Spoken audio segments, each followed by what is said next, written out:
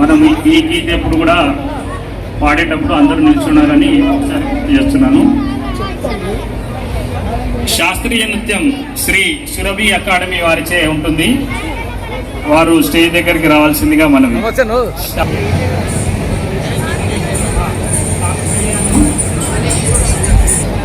ఈ classical dance తర్వాత మిగతా కల్చరల్ ప్రోగ్రామ్ ఏవైతుందో వారు సిద్ధంగా ఉండాలి.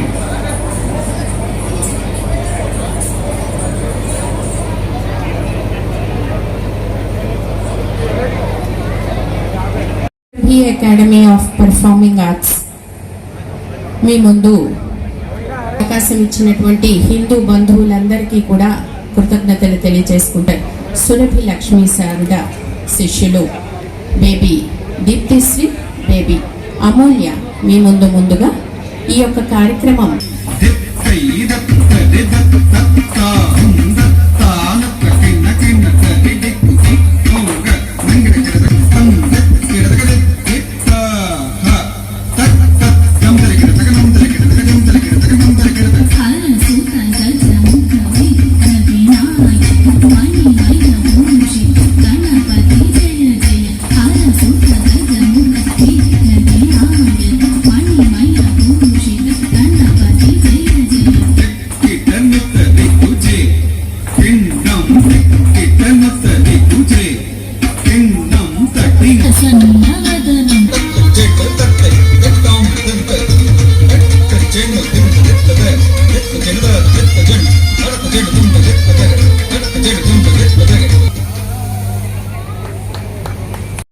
ఇలా వివిధ మతాల్లోకి మన హిందూ మతం సంబంధించిన వాళ్ళందరూ, హిందూ బంధువులందరూ కూడా వలస ఎమోషన్స్ని, భావాల్ని కూడా మనం ఎంతో చక్కగా ప్రస్ఫుటంగా ఈ యొక్క శబ్దంలో మొట్టమొదటిసారిగా కూచిపూడి రెపర్టువర్లో చూడడం జరుగుతుంది.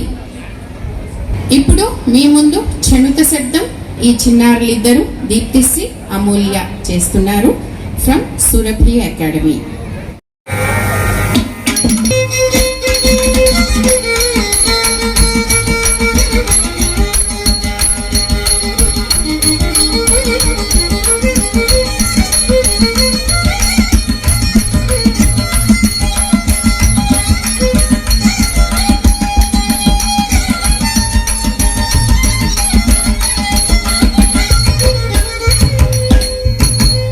Jenu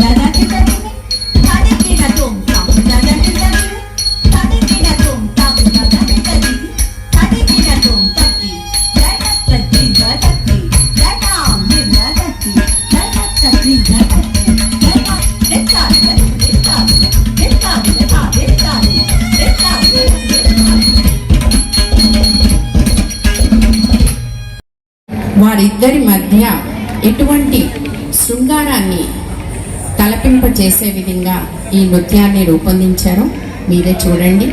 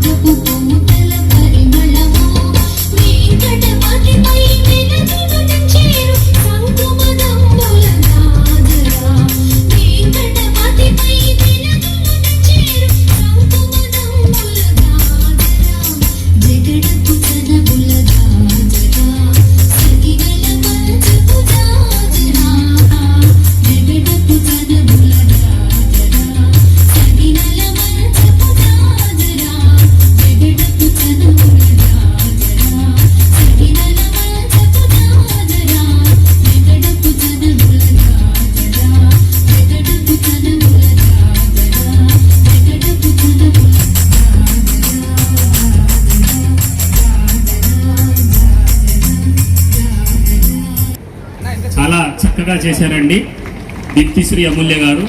వారు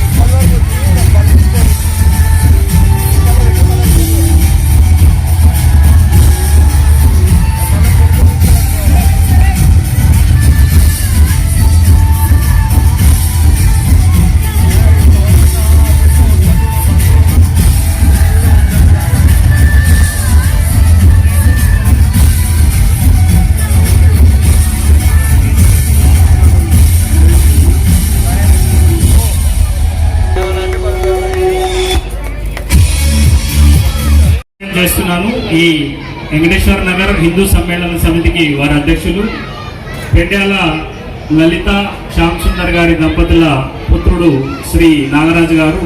వారు మొదటి నుంచి కూడా మన విద్యారంగంలో ఎన్నో సంవత్సరాలుగా సేవలు చేస్తున్నారు. Global model school, Deen Dayal colony, అలాగే RM3 స్కూల్కి ఆయన చైర్మన్గా ఉన్నారు. వారు విద్యారంగంతో పాటు సామాజిక సేవలు కూడా చేశారు.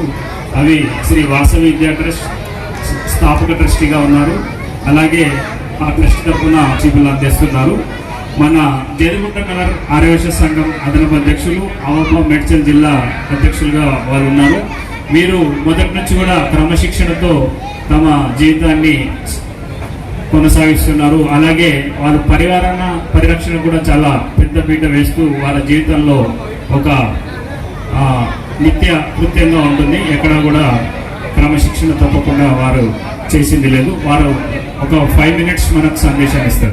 జై శ్రీరామ్, జై శ్రీరామ్. మనందరూ ఎంతో చక్కగా హిందూ సమ్మేళన కార్యక్రమానికి ఇక్కడ విచ్చేసినందుకు అందరికీ ధన్యవాదాలు. ప్రథమంగా మన నవత గారికి ఆర్ వాయిస్ ఛానల్ మహిళా వక్తగా వచ్చేసి మేము అడిగిన వెంటనే కాదనకుండా ఇక్కడికి వచ్చేసినందుకు నవత గారికి, అలాగనే మరి మా గురుజీ సంతోష్ గణపాటి గారు తన అమూల్యమైన సమయాన్ని మాకు ఇచ్చినందుకు ఎంతో ధన్యవాదాలు. మేము అనుకోకలేదు, ఎంతో మంది ప్రయత్నం చేసిండ్రట, కానీ మాకు మరి మా అదృష్టం అనుకుంటామో మరి ఏమనుకుంటామో, మేము అడిగిన వెంటనే మారుతి గారు మమ్మల్ని అడిగిన వెంటనే ఒప్పుకున్నందుకు మరి సంతోష్ గణపాటి గారి కూడా ధన్యవాదాలు. అలాగనే మా జానారెడ్డి గారికి కూడా ధన్యవాదాలండి ఇక్కడికి విచ్చేసినందుకు అందరికీ. మరి ఇక్కడికి విచ్చేసిన హిందూ బంధువులకు అందరికీ మొదటిగా అందరికీ వెంకటేశ్వర బస్తీ వాసులకు కూడా మేము ఈ కార్యక్రమం చేస్తాము అనగానే ముందుకు వచ్చినందుకు అందరికీ పేరు పేరున ధన్యవాదాలు. మరి ఈ సమ్మేళనం హిందూ సమ్మేళనం ఎందుకు జరుపుకుంటున్నామో ఒక 2 నిమిషాలు మీకు అందరికీ. మరి నాకన్నా ఎక్కువ వక్తకి సమయం ఇవ్వాలి. మరి వాళ్ళు చాలా బాగా నాకన్నా బాగా మాట్లాడతారు కాబట్టి నేను కేవలం 5 నిమిషాలు తీసుకుంటాను. హిందూ సమ్మేళనం కార్యక్రమము మనము చేసుకోకుంటే ఏమవుతుంది, చేస్తే ఏమవుతుంది అనేది మీకు అందరికీ చూస్తున్నాము. ఇక్కడ దేశం మొత్తంలో హిందూ సమ్మేళన కార్యక్రమాలు జరుగుతున్నవి. కాబట్టి హిందువులందరూ ఐక్యంగా ఉండకుంటే మరి ఫ్యూచర్లో ఏం జరుగుతుందో మనం చూస్తూనే ఉన్నాము ప్రతి ఒక్కటి కూడా. మరి హిందువులు మనం ఎంత ఐక్యంగా ఉంటే అంత బలం అండి. హిందువులము ఐక్యంగా లేదంటే మనము రోజు రోజుకి విచ్ఛిన్నం అవుతున్నాము. దానివల్లనే మన బలం తగ్గిపోతుంది. మనం ఏ పని చేయాలన్నా ఏదో అడ్డంకులు వస్తున్నాయి. మరి ఇది ఎందుకు జరుగుతుంది అనేది ఒకసారి అందరం ఆలోచించాలి. మన అందరం కూడా మరి మన అందరం హిందువులమే, కులమత రహితంగా ఉండాలంటున్నాము. మరి ఆ విధంగా ఉండి మన హిందువుని చాటుకోలేక కులాలకి డివైడ్ చేసుకొని మనము ఎందుకో మనకు ఉన్నవి కేవలము 4 అసలైన కులాలు. అయినా కూడా మనల్ని కులాల పేరిట విభజించి రాజ్యాంగం నుండి విభజించేసి మనల్ని ఒక ఈ కులము ఆ కులము ఆ కులం అని చెప్పేసి డివైడ్ చేసేసారు. అందరూ డివైడ్ చేసి మన లోపల మనం కొట్లాడుకున్నట్టు చేసేసి మరి మనకు ముందుకు వెళ్ళడానికి ప్రయత్నం లేకుండా చేశారు. కాబట్టి మనం అందరం అలా ఉంటే రేపు ఫ్యూచర్లో మనకు చాలా కష్టాలు ఉన్నాయి. మనం ఆల్రెడీ చాలా చూస్తున్నాము. ఎన్నో సందర్భాల్లో చిన్న చిన్న గొడవలకు కూడా చిన్న చిన్న ప్రాబ్లమ్స్ కూడా మన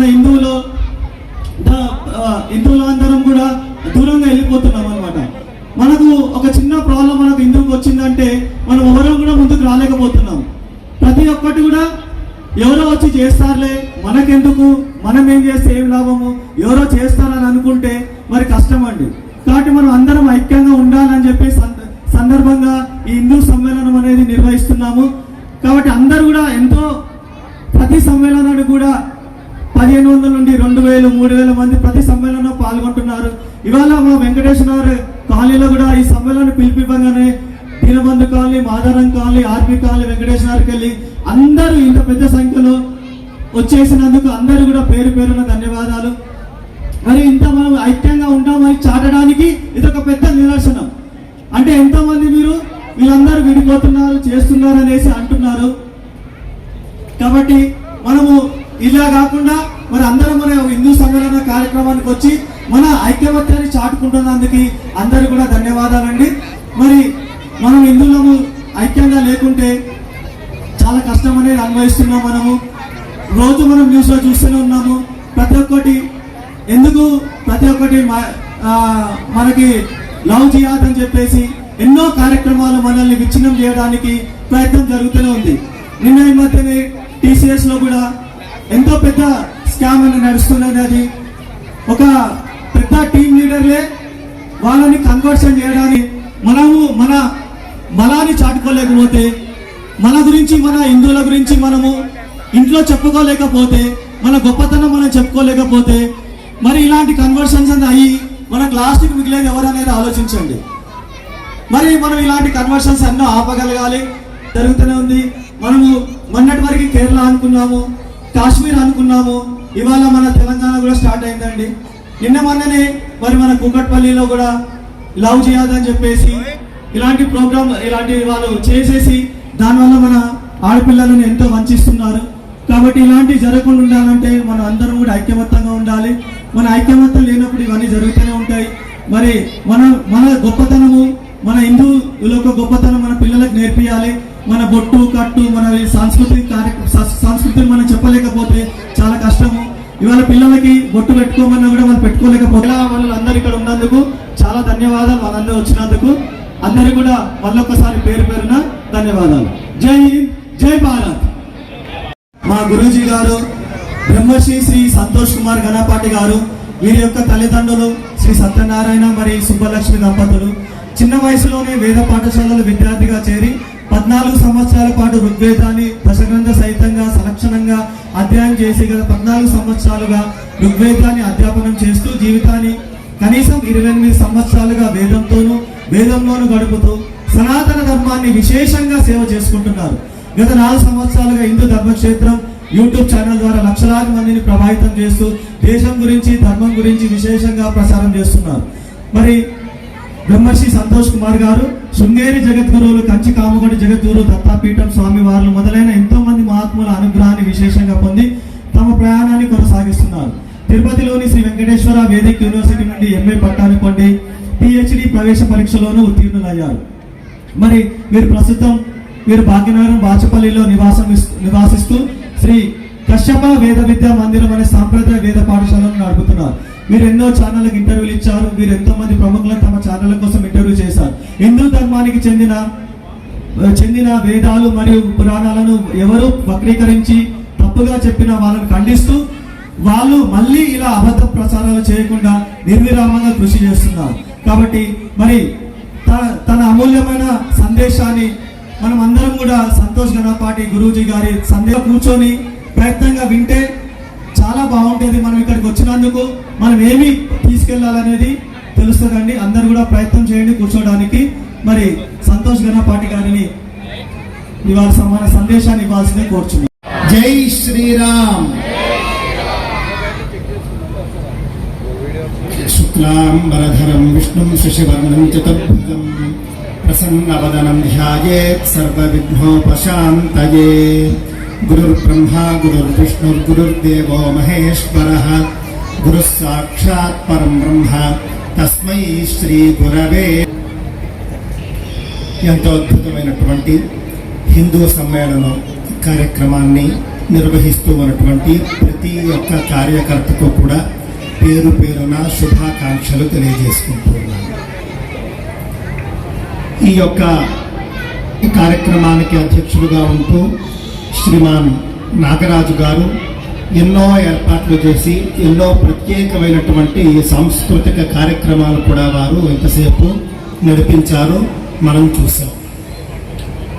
ఒక్కొక్క బృందము కూడా వచ్చి వాళ్ళు చేసినటువంటి ఆ యొక్క నృత్యములు మొదలైనవి ఎంత అద్భుతంగా ఉన్నాయి అంటే కనుక తరువాతి తరం కూడా హిందూ ధర్మానికి సంబంధించి ఎంతో భక్తి శ్రద్ధలతో పెరుగుతూ ఉన్నారు అని స్పష్టంగా మనకు అర్థమవుతున్నది. చిట్ట చివరగా చేసినటువంటి 2 నృత్యాలు చాలా ప్రత్యేకంగా అనిపించాయి. చిట్ట చివరి 2 కూడా చాలా అద్భుతంగా ఉన్నాయి. అసలు మనం మాట్లాడడానికి వీలు లేదు, మాటలతో మనం వర్ణించలేనంత అద్భుతంగా చివరి 2 బృందాలు కూడా నృత్యం చేశాయి అని చెప్పక తప్పదు. అయితే నేడు ఇంత పెద్ద సభా కార్యక్రమాన్ని మనం ఏర్పాటు చేసుకున్నాము. వేదికను అలంకరించినటువంటి శ్రీమాన్ జానారెడ్డి గారు కావచ్చు, అదేవిధంగా శ్రీమతి నవత గారు కావచ్చు, ఈ మొత్తం కార్యక్రమానికి అధ్యక్షులుగా ఉన్నటువంటి శ్రీమాన్ నాగరేసి నేను కోరుకుంటున్నాను. ఈ రోజున రాముడి గొప్పదనం, ఆంజనేయ స్వామి గొప్పదనం, అలాగే పరమశివుడు గొప్పదనం, ఇవన్నీ కూడా మనం ఎంతో చక్కగా తెలుసుకున్నామండి. రాముడు అంటే ఏమిటి మనందరికీ తెలుసు, ఆంజనేయ స్వామి అంటే ఏమిటి మనందరికీ తెలుసు. కానీ అలాంటి రాముణ్ణి, అలాంటి మన దేవీ దేవతలని ఎవరైనా దూషించినప్పుడు, నిందించినప్పుడు, విమర్శించినప్పుడు మనం ఏ విధంగా వాటికి ప్రతిక్రియ చేస్తూ ఉన్నాము? నాకు తెలిసి ఇక్కడ ఉన్నటువంటి 2000 మందో 1000 మందో ఉన్నారనుకుందాం. ప్రతి ఒక్కళ్ళకు కూడా దాదాపుగా 99% వాడము అన్న వాళ్ళ చేతులు ఎత్తండి. మాకు వాట్సాప్ ఉంది అన్న వాళ్ళ చేతులు ఎత్తండి. మాకు ఫేస్బుక్ లేదు అన్న వాళ్ళ చేతులు ఎత్తండి దయచేసి. మాకు ఫేస్బుక్ ఉంది అన్న వాళ్ళకు ఉన్నది అన్న వాళ్ళ చేతులు ఎత్తండి. మహిళలతో మేము కబుర్లు చెప్పము అన్న వాళ్ళ చేతులు ఎత్తండి. అసలు మా ఇంట్లో మేము ఉంటామండి, ఎలాంటి కబుర్లు చెప్పము అన్న మహిళల చేతులు ఎత్తండి దయచేసి. ఖచ్చితంగా మేము రోజు ఎవరో ఒకరు మహిళతో మేము మాట్లాడతాము అన్న వాళ్ళ చేతులు ఎత్తండి. ఆడవాళ్ళు దయచేసి చేతులు ఎత్తండి, సిగ్గుపడకండి, పర్వాలేదు. అంటే ఏదో కార్తీక దీపంలో కామేశ్వరి చచ్చిపోయింది, నాకు చాలా బాధగా ఉంది వదిన, లేకపోతే గృహలక్ష్మిలో మరొక ఆవిడ జబ్బు చేసింది, నాకు చాలా బాధగా ఉంది అని మాట్లాడుకునే వాళ్ళు చాలా మంది ఉంటారు. ఎందుకు అడుగుతూ ఉన్నాను అని అంటే, వాట్సాప్ ఉంటే వాట్సాపే మీ యొక్క వేదిక. వాట్సాప్ స్టేటస్ ద్వారా మీ యొక్క ఖండన తెలియజేయాలి తప్పకుండా. ఫేస్బుక్ ఉంటే ఫేస్బుకే మీ యొక్క వేదిక. ఫేస్బుక్ ద్వారా మీ స్పందన ఖచ్చితంగా తెలియజేయాలి. ఈ రెండూ లేవనుకోండి, చక్కగా పక్కింటి పిల్లిగారితో కబుర్లు చెప్పుకుంటూ ఆవిడ దగ్గరైనా ఖండన తెలియజేయండి. ఈ విధంగా ఫలానా వాడు మాట్లాడాడు కదా వదిన, ఇది కరెక్ట్ కాదు కదా. ఎందుకంటే శ్రీరామనవమి వచ్చిందనుకోండి, మనం చక్కగా శ్రీరాముడి కళ్యాణం ఎవరు చేస్తే అక్కడికి వెళ్ళిపోతాము. చక్కగా మనం పానకం తీసుకుంటాము, వడపప్పు తీసుకుంటాము, సీతారామ కళ్యాణం టికెట్ పెడితే అది కట్టుకుంటాము, తలంబరాలు అక్షతలు తీసుకుంటాము, ఇంటికి వస్తాం. అంతా చాలా సంతోషం. మరి రాముణ్ణి ఎవరైనా తిడితేనో దూషిస్తేనో మనం స్పందిస్తున్నామా అని అంటే కనుక చాలా చాలా తక్కువగా ఉంది. మనం ఏమిటంటే రాముణ్ణి పూజిస్తాం, కానీ రాముణ్ణి ఎవరైనా తిడితే మాత్రం వాడి పాపాన్ని వాడైపోతాడు అని చెప్పేసి వదిలేస్తాం. కృష్ణ పరమాత్మ కనుక ద్వాపర యుగంలో దుర్యోధనుడు వాడి పాపాన్ని వచనేక దరిద్రత అంటారు. ఒక మాట చెప్పడానికి ఏంటయ్యా నీకు రోగం అని చెప్పేసి ఒక మాట, ఒక ఖండన చేయవలసినటువంటి అవసరం ఉంది. ఈ మధ్యనే మన ఒక cine actor, Kannada cine actor, తెలుగులో కూడా చేస్తూ ఉంటాడు, ప్రకాష్ రాజ్ అని చెప్పేసి. మనంతా కూడా ప్రకాష్ రాజ్ అంటూ ఉంటాం. అతడి అసలు పేరు తెలుసా అండి? ప్రకాష్ యాంటోనీ రాజ్ అని చెప్పేసి అతని అసలు పేరు. ప్రకాష్ రాజ్ యాంటోనీ ఒక క్రైస్తవుడు. చాలా సంతోషం. అతడు క్రైస్తవుడు అవ్వడం తప్పేం కాదు. అతడు తన మతం యొక్క ఉనికిని ఇంతకాలము కూడా దాచుకుని ఒక నాస్తికుడిలాగా, హేతువాదిలాగా నటన చేస్తూ హిందూ దేవీ దేవతలను ఎప్పుడూ కూడా, హిందూ దేవీ దేవతలను కావచ్చు, మన పురాణ ఇతిహాసాలను కావచ్చు, అవకాశం వచ్చినప్పుడల్లా కూడా వాటిని తొలనాడుతూ ఉంటాడు. మొన్ననే పాపం వాళ్ళ అమ్మగారు కాలం చేశారు. వాళ్ళ అమ్మగారు కాలం చేస్తే ఎంతో భక్తి శ్రద్ధలతో క్రైస్తవ సాంప్రదాయంలో చక్కగా అంత్యక్రియలు కూడా చేసుకున్నారు. అలాంటి ఒక వ్యక్తి ఇంతకాలము కూడా హేతువాదిగాను, నాస్తికుడుగాను మనందరి ముందు కూడా కనపడుతూ వచ్చాడు. అతడు ఫలానా మతం వాడు అని చెప్పేసి మనకు తాజాగా మాత్రమే తెలిసింది. ఒక వ్యక్తి ఒక మతస్థుడైనంత మాత్రాన తప్పు కాదు, దాని గురించి మనం మాట్లాడటం లేదు. అన్ని మతాలు కూడా మనం గౌరవించేవే. మరి అలాంటప్పుడు ఒక హేతువాది ముసుగులోనో ఒక నాస్తికవాది ముసుగులోనో హిందూ ధర్మం మీద బురద ఎందుకు జల్లాలి? ఏమంటాడు ఆయన తాజాగా? రామలక్ష్మణులు ఇద్దరూ కూడా వలస కూలీలు అన్నాడా లేదా అండి? ఎంతమందికి తెలుసు? రామలక్ష్మణులు ఇద్దరూ కూడా వలస కూలీలు అని అన్నాడు. పైగా ఏమంటాడు ఆయన? రామలక్ష్మణులు ఇద్దరూ కూడా రావణాసురుడి యొక్క టెరిటరీలోకి వెళ్ళి రావణాసురుడి తోటలో పెరుగుతూ ఉన్నటువంటి పళ్ళను తినడానికి ప్రయత్నం చేశారు, పళ్ళను దొంగిలించడానికి ప్రయత్నం చేశారు. ఈ పళ్ళు మాది అని చెప్పినందుకు శూర్పణఖ ముక్కు చెవులు కోశారు. ఎంత దారుణమైనటువంటి వక్రీకరణ చేస్తారండి వీళ్ళు! ఎంత దారుణమైనటువంటి రామాయణాన్ని కానీ భారతాన్ని కానీ భాగవతాన్ని కానీ మన దేవీ దేవతలను కానీ ఎంత దారుణంగా వాళ్ళు దూషిస్తూ ఉన్నారో చూడండి. పైగా రావణాసురుడేదో మలయాళం వాడని, రాముణ్ణి మలయాళంలో మాట్లాడమన్నాడని, దానికి నిరాకరించినందుకు ఏదో అంత యుద్ధం చేశాడు. ఇంకా నోటికొచ్చింది చెప్పడం అండి, పచ్చి అబద్ధాలు. దేనికి ఆధారం లేదు. మనందరికీ తెలుసండి. ఒక్కసారి మనం ఆలోచిస్తే కనుక ఆంజనేయ స్వామి సుందరకాండలో రామదూతగా రావణాసురుడి వద్దకు వెళ్ళినప్పుడు రావణాసురుడితో చాలాసేపు సంవాదం చేశాడు. సంవాదం చేసినప్పుడు ఏ భాషలో సంవాదం చేశాడు? సంస్కృత భాషలో సంవాదం చేశాడు. రావణాసురుడికి ఆంజనేయ స్వామికి ఇద్దరికీ కూడా 2 సిమిలారిటీస్ ఉన్నాయి, సారూప్యతలు. ఏమిటి అని అంటే ఇద్దరూ కూడా నవవ్యాకరణవేత్తలు అని చెబుతారు. 9 వ్యాకరణాల్లో ఇద్దరు పండితులు. రావణాసురుడు 9 వ్యాకరణాల్లో పండితుడు, ఆంజనేయ స్వామి 9 వ్యాకరణాల్లో పండితుడు. ఈ 9 వ్యాకరణాలు కూడా ఏ భాషవి అని అంటే సంస్కృత భాషకు సంబంధించినటువంటి. ఇద్దరూ కూడా సంస్కృత భాషలో ఉద్దండులు.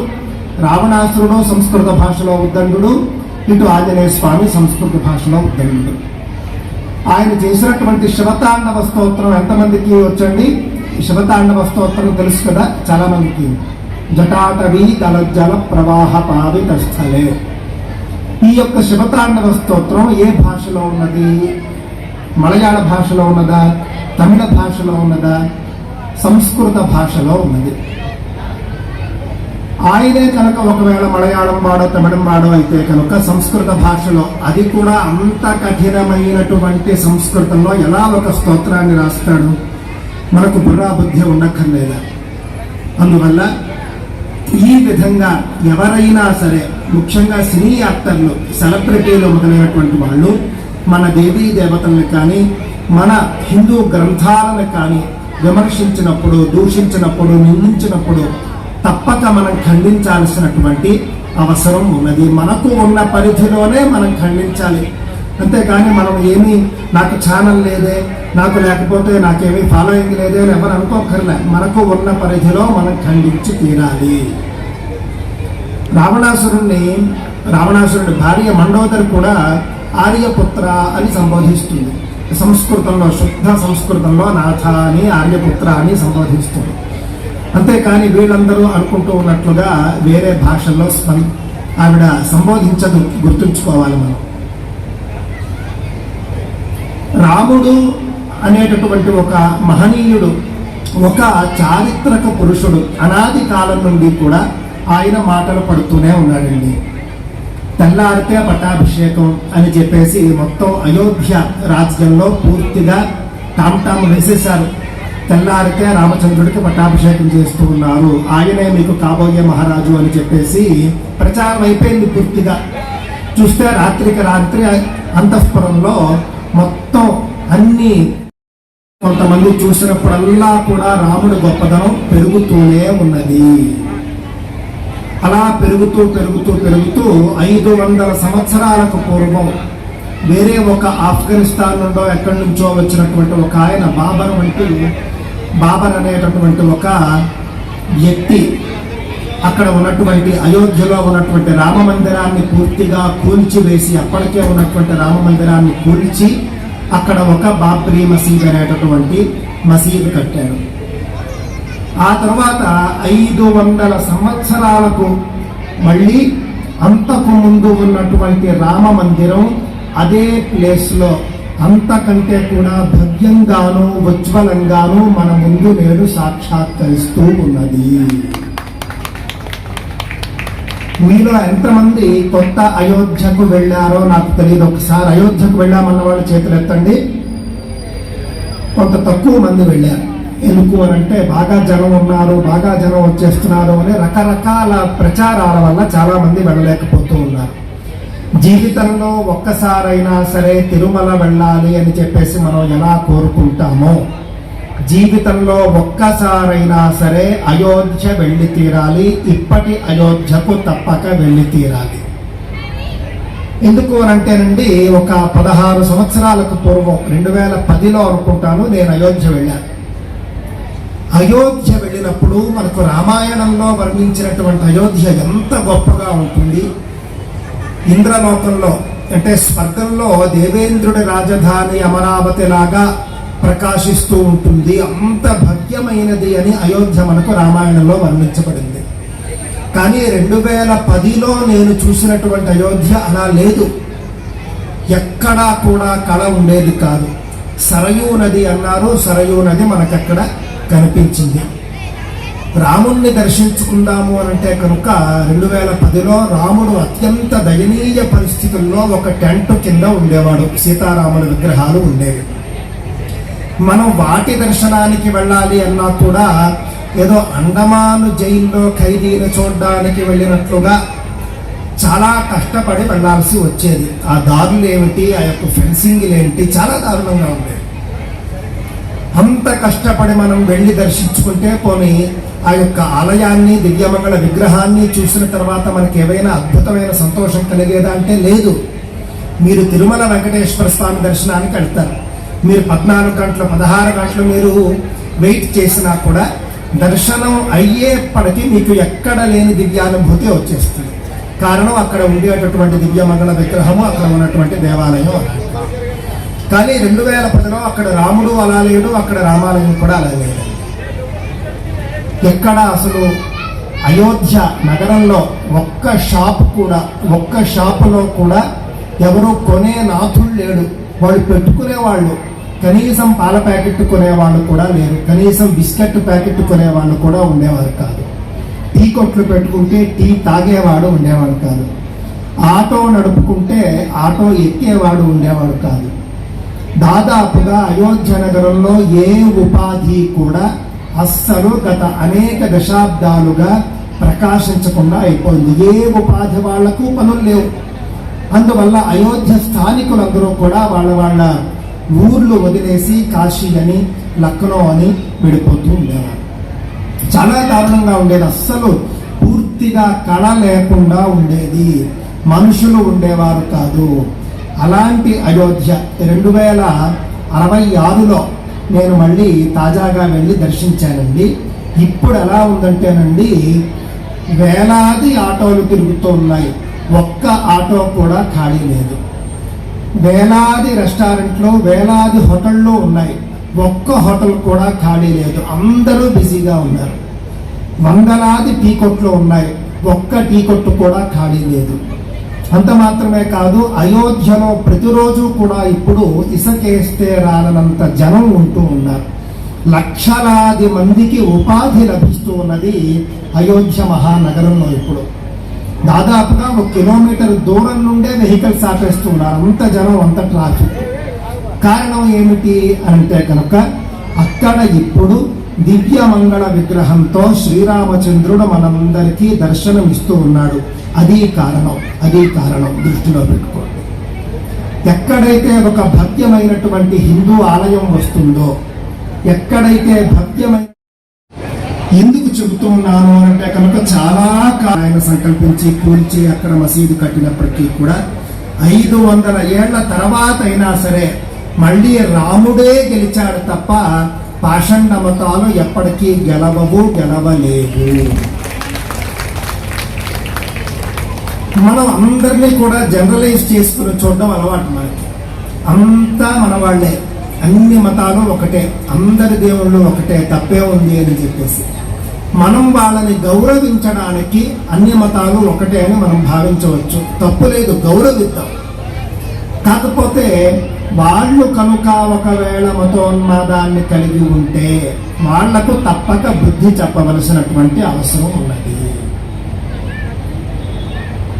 చాలా మంది అత్యంత సెక్యులరిజానికి పోయి ఇంట్లో రామనవమి చేస్తారో లేదో తెలియదు, ఇంట్లో కృష్ణాష్టమి చేస్తారో లేదో తెలియదు, ఆంజనేయ స్వామి పండుగ చేసుకుంటారో లేదో తెలియదు. ఇతర మతాలకు సంబంధించిన పండుగలు వచ్చినప్పుడు మాత్రం తగ్గుతున్నమ్మా అని అప్పటి వరకు ఫేస్బుక్లో అసలు యాక్టివ్గా ఉండడు.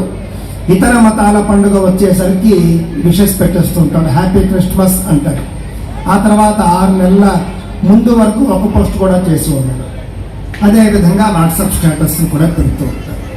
పోనీ ఇతనికి ఉన్నటువంటి ఆయా మతాలకు సంబంధించిన మిత్రులు ఎవరైనా ఇతనికి విషెస్ చెబుతారా అంటే చెప్పరు. అలా ఎప్పుడు కూడా ఇతడు చూసి ఉంటాడు. అలాగ వీళ్ళు ఒక రకమైనటువంటి సెక్యులరిజం భావజాలానికి పోవడం వల్ల మన ఇళ్లలో ఉన్నటువంటి ఆడపిల్లలు ఇతర మతాల వాళ్లకు ఎక్కువగా అట్రాక్ట్ అవుతూ ఉన్నారు. దృష్టిలో పెట్టుకోండి. మన ఆడపిల్లల్ని మనం కాపాడుకోవాల్సినటువంటి అవసరం ఉన్నది.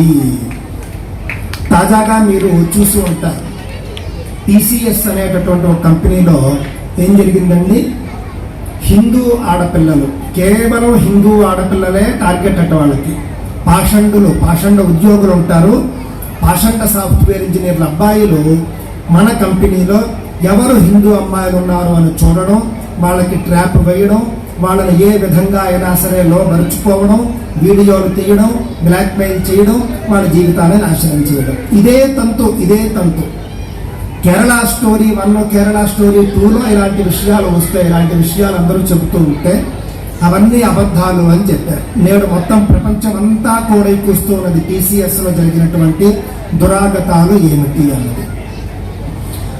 వాళ్ళు హిందువుల్లాగా నటిస్తారు, హిందూ అమ్మాయిలను మోసం చేస్తారు. కావున హిందూ అమ్మాయిలు చాలా జాగ్రత్తగా ఉండండి.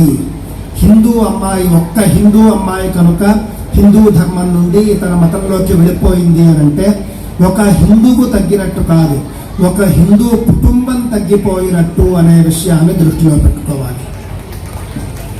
హిందువులను కాపాడుకుంటే హిందూ కుటుంబాలు కూడా నిలుస్తాయి. అత్యధికంగా అగ్రకులాల్లో కూడా ఉన్నటువంటి అమ్మాయిలు ఇతర మతాల్లోకి లవ్ జిహాద్ పేరిట ట్రాప్లో పడిపోతూ ఉన్నారండి. లవ్ జిహాద్ బారిన పడకుండా హిందువులందరూ కూడా జాగ్రత్తగా ఉండాలి. ఒక తండ్రిగా, ఒక తల్లిగా మీ ఇంట్లో ఆడపిల్ల ఉంటే కనుక మీకు ఉండవలసినటువంటి ఏకైక లక్ష్యం ఏది అని అంటే కనుక మీ అమ్మాయిని పాషండుల ట్రాప్లో పడకుండా కాపాడుకోవడమే మీకు ఉన్నటువంటి ఏకైక లక్ష్యంగా ఉండాలి. మీరు 100 కోట్ల రూపాయలు సంపాదించినా కూడా మీ అమ్మాయి కనుక పాషండుల్ని పెళ్లి చేసుకుంటే మీ 100 కోట్లు కూడా అక్కడికే వెళ్ళిపోతాయి. ఏమీ ఉపయోగం లేదు. మీరు విల్లాలో ఉన్నా కూడా మీకు పట్టేది దుర్గతే, దృష్టిలో పెట్టుకోండి. అందువల్ల హిందువులు ఎంతో చైతన్యవంతులై ఉండాలి అని చెప్పేసి కోరుకుంటూ ఉన్నాను. ఇందాక ఈ యొక్క కార్యక్రమ నిర్వహణ చేసేటటువంటి వాళ్ళకందరికీ కూడానండి ఈ నిర్వాహకులు ఛత్రపతి శివాజీ మహారాజు ఫోటోలు ఇస్తూ ఉన్నారు. అద్భుతంగా ఉన్నాయి. అసలు మొత్తం వచ్చిన వాళ్ళందరికీ ఫోటోలు ఇస్తున్నారు. మంచి ఏర్పాట్లు చేస్తున్నారు వీళ్ళు. ఆ యొక్క ఛత్రపతి శివాజీ మహారాజు ఒక్కొక్క ఫోటో ఒక్కొక్క అద్భుతంగా ఉందన్నమాట. ఏ 2 ఫోటోలు ఒకలాగా లేకుండా జాగ్రత్త పడ్డారు, చాలా బాగున్నాయి. ఛత్రపతి శివాజీ మహారాజు గురించి మీలో ఎంతమందికి తెలుసు? చేతులెత్తండి. తెలుసు. ఛత్రపతి శివాజీ మహారాజుకి పట్టాభిషేకం చేసినప్పుడు ఆయనకు పట్టాభిషేకం జరగకుండా బ్రాహ్మణులు అడ్డుకున్నారు అనేటటువంటి వాదన లోకంలో ఉంది. ఈ విషయం అందరికీ తెలుసా? ఇది నిజమా అని అంటే కనుక చారిత్రకంగా చూస్తే నిజంగా ఇప్పుడు నీకు పట్టాభిషేకం అవ్వకపోయినా కూడా నువ్వు ఛత్రపతివే, పట్టాభిషేకం అవ్వకపోయినా కూడా నువ్వు సామ్రాజ్యాధినేతవే. కాకపోతే నీకు అంగరంగ వైభవంగా వైదిక పట్టాభిషేకం జరగాలి. నీకు జరిగేటటువంటి ఈ యొక్క వైదిక పట్టాభిషేకం అనేటటువంటిది చరిత్రలో నిలిచిపోతుంది. ఎందుకు అనంటే ఛత్రపతి శివాజీ మహారాజ్ పట్టాభిషేక సమయానికి దాదాపుగా ఒక హిందూ హృదయ సామ్రాట్ ఒక ఆయనకి పట్టాభిషేకం జరిగి కనీసం 400 సంవత్సరాలు అయిపోయింది. అప్పటి వరకు ఎవరికీ కూడా వైదిక పట్టాభిషేకాలు జరగలేదు. అంత పెద్ద సామ్రాజ్యాన్ని ఎవరు కూడా అప్పటి వరకు నిర్మించలేదు. అంటే 200-300 సంవత్సరాలు అంతకుముందు ఉన్నాయి, అంతకుముందు లేవని చెప్పటం లేదు. కాబట్టి ఇప్పుడు నువ్వు కనుక అంగరంగ వైభవంగా దేవేంద్రుడిలాగా పట్టాభిషేకం చేసుకుంటే దేశవ్యాప్తంగా ఉన్నటువంటి హిందువులందరికీ కూడా ఒక కొత్త చైతన్యం వస్తుంది, ఒక కొత్త ఉత్సాహం వస్తుంది అని చెప్పేసి సమర్థ రామదాస్ గారు చెప్పారు. అప్పుడు ఛత్రపతి శివాజీ మహారాజు నేను వైదిక పట్టాభిషేకం చేసుకోవాలి అంటే వేద మంత్రాలతో పట్టాభిషేకం చేసుకోవాలి అని సంకల్పించుకున్నప్పుడు చాలా మంది ఆయన రాజ్యంలోనే రాజధానిలో ఉన్నటువంటి వేద పండితుల్ని సంప్రదించారు.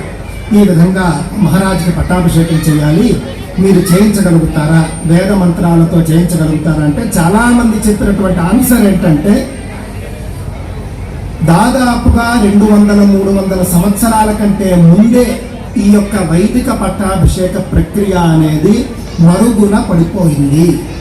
చేసే వాళ్ళు ఎవరో కూడా ఇప్పుడు లేరు, ఆ పద్ధతి తెలిసిన వాళ్ళు లేరు, చేయించుకునే రాజులు లేరు. కాబట్టి మా పెద్దవాళ్ళు ఎవరు కూడా మాకు నేర్పించలేదు, మా నాన్నగారు నేర్పించలేదు, మా తాతగారు నేర్పించలేదు.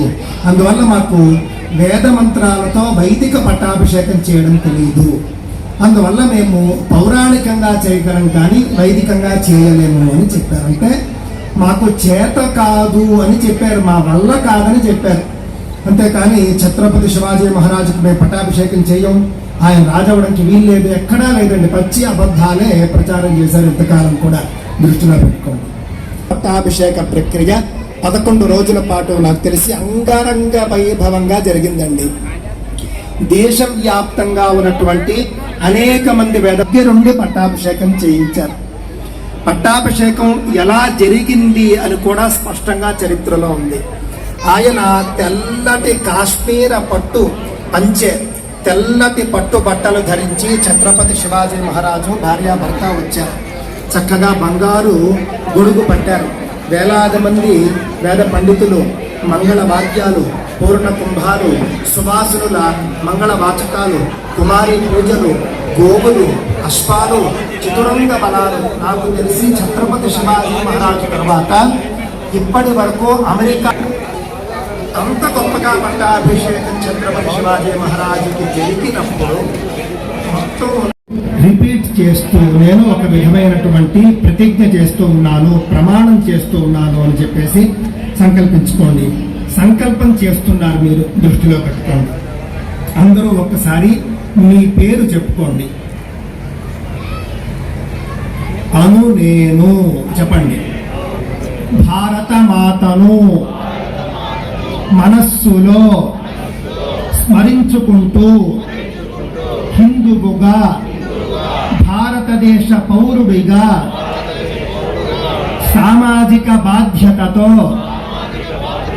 శ్రద్ధాభక్తులతో నేను చేసుకుంటున్న సంకల్పం ఏమనగా నేను ఎంతో క్రమశిక్షణతో జీవిస్తూ దేశం పట్ల, ధర్మం పట్ల బాధ్యతగా ఉంటాను. నా బస్తీ అభివృద్ధికి, తద్వారా సమాజము అభివృద్ధికి, దేశ ప్రగతికి నా వంతు కృషి చేస్తాను. ప్రకృతి మాతను తల్లిగా భావించి చెట్లను, నీటిని కాపాడుతూ ప్లాస్టిక్ వాడకాన్ని తగ్గిస్తాను. కులము, భాష, ప్రాంతము భేదం లేకుండా అందరితోనూ ఐక్యంగా ఉంటాను. సనాతన ధర్మ విలువలను పాటిస్తూ సనాతన ధర్మ విలువలను పాటిస్తూ మంచి కుటుంబము మంచి కుటుంబము మరియు మరియు మంచి భావితరాన్ని మంచి భావితరాన్ని నిర్మించేందుకు నిర్మించేందుకు నేను కృషి చేస్తాను. నేను కృషి చేస్తాను. స్వదేశీ ఉత్పత్తులను ప్రోత్సహిస్తాను. స్వదేశీ ఉత్పత్తులు ప్రోత్సహిస్తాను. భారతీయతను, భారతీయతను, నా ఆలోచనలు, నా ఆలోచనలు, నా మాటలు, నా మాటలు, నా పనుల్లోనూ చూపిస్తాను. నా పనుల్లోనూ చూపిస్తాను. మన సంస్కృతి సాంప్రదాయాలకు, మన సంస్కృతి సాంప్రదాయాలకు, మన దేశ ధర్మాలకు మన దేశ ధర్మాలకు ఎలాంటి ఆపద వచ్చినా కూడా ఎలాంటి ఆపద వచ్చినా కూడా ధైర్యంగా ధైర్యంగా ఎదుర్కొంటాను. ఎదుర్కొంటాను. భారతదేశాన్ని భారతదేశాన్ని ఈ విశ్వంలోనే ఈ విశ్వంలోనే గొప్ప స్థాయికి తీసుకెళ్లడానికి గొప్ప స్థాయికి తీసుకెళ్లడానికి నా వంతు ప్రయత్నము కృషి చేస్తాను. నా వంతు ప్రయత్నము కృషి చేస్తాను. నా వంతు ప్రయత్నము కృషి చేస్తాను. నా వంతు ప్రయత్నము కృషి చేస్తాను. భారత్ మాతాకి, జై భారత్ మాతాకి. జై. ఇప్పుడు చెప్పిన అన్ని విషయాలు కూడా గుర్తుంచుకోండి, ఆచరించే ప్రయత్నం చేయండి. చక్కగా మనకు ఎంతో చక్కగా వివరించిన సంతోష్ గణపాటి గారి కూడా ఒక్కసారి అందరూ కరతాళ ధ్వనులతో వారిని చెప్పాలని కోరుచున్నాను. అందరూ గట్టిగా అండి. వెంకటేశ్వర బస్సు మొత్తం థ్యాంక్ యూ అండి. Thank you everyone. మరి మహిళా వక్త అయినటువంటి జర్నలిస్ట్ నవత గారు, తెలంగాణకు చెందిన ప్రముఖ సోషల్ మీడియా జర్నలిస్ట్ మరియు ఆర్ వాయిస్ యూట్యూబ్ ఛానల్ వ్యవస్థాపకురాలు, దేశభక్తి, హిందూ ధర్మ రాజకీయాల అంశాలపై నిర్భయంగా నిక్కచ్చిగా తన అభిప్రాయాలను వ్యక్తం చేస్తూ తెలుగు రాష్ట్రాలలో ముఖ్యంగా హిందూ సమాజ సమస్యలు, దేశ ప్రయోజనాలకు సంబంధించిన విషయాలు, సామాజిక అవగాహన అంశాలపై స్పష్టమైన విశ్లేషణలతో ప్రజలను చైతన్యపరుస్తున్నారు. ఆమె ప్రసంగంలో ధైర్యం, స్పష్టత మరియు దేశభక్తి ప్రతిఫలిస్తూ యువతలో జాతీయత భావాన్ని పెంపొందించడంలో కీలక పాత్ర పోషిస్తున్నారు. ఇలాంటి ధైర్యవంతమైన నిక్కచ్చి స్వరాన్ని మన హిందూ సమ్మేళనం వేదికపై ఆహ్వానించడం మనకందరికీ గర్వకారణం. ఇప్పుడు మన జర్నలిస్ట్ నవత గారిని కార్యక్రమానికి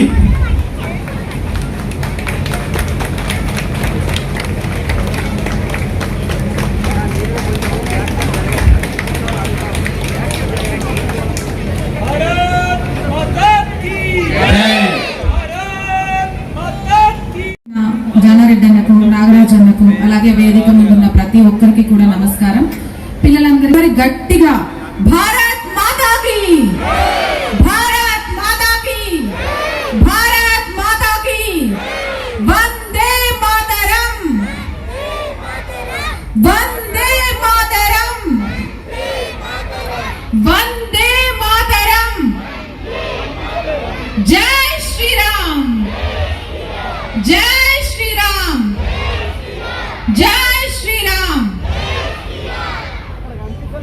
హిందూ సమ్మేళనం ప్రతి కాలనీలో, ప్రతి వీధిలో, ప్రతి నగరంలో హిందువులు ఉన్నారు.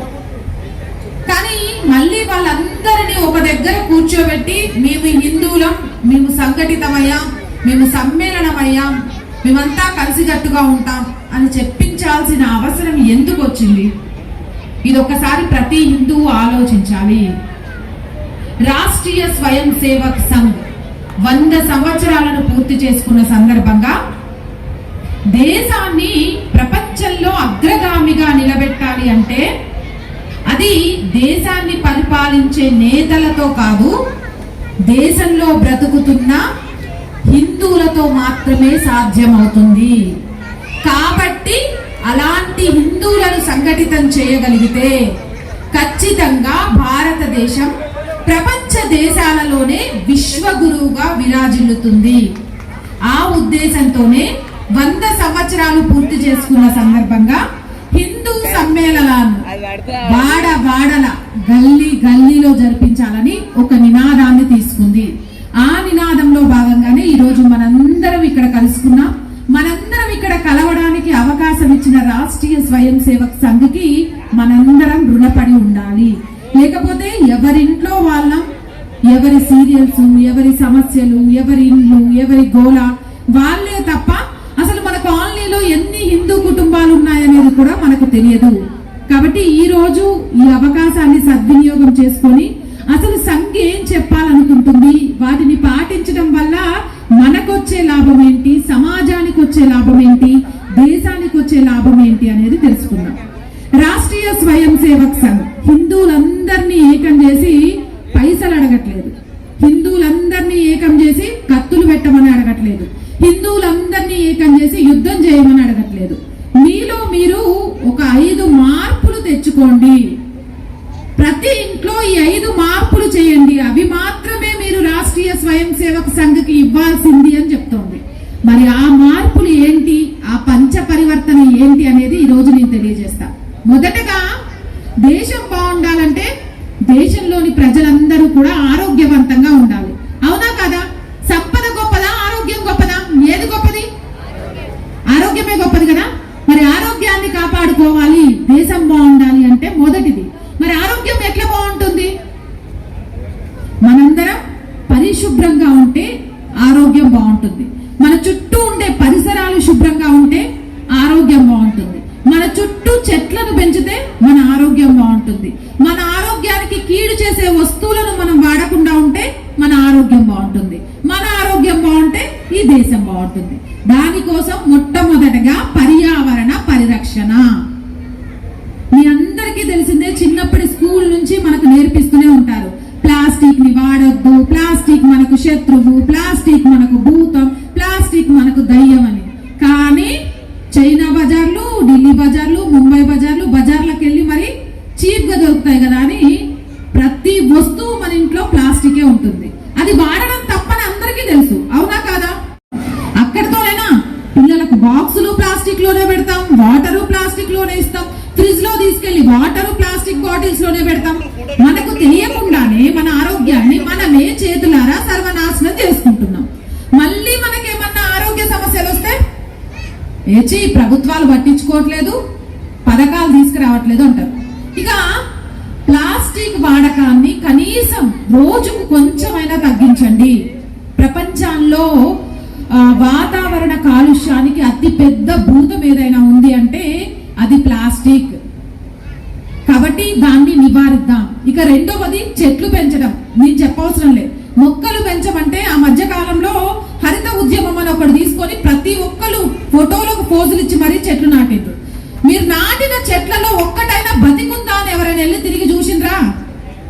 ఆ రోజు నాటి ఫోటోలు పెట్టడమే, అక్కడితో కేల్కతం, దుకాన్ బంద్ అయిపోయింది. మనం వాటికి నీళ్లు పోయాము, అవి పెరుగుతున్నాయా మనకు అనవసరం. మనం ఒక ఫోటో పెట్టుకున్నా మనం కూడా పర్యావరణాన్ని, చెట్లను రక్షించే వాళ్ళ లిస్ట్ లోకి వచ్చేసినాం. అలాంటిది వద్దండి. చిత్తశుద్ధి లేని శివ పూజ ఎలా? మీకు చిత్తశుద్ధి లేకుండా మొక్కలను నాటకండి, వాటిని పరిరక్షిస్తాం. రేపటి తరం కోసం వాటిని చెట్లగా ఎదగనిస్తాం.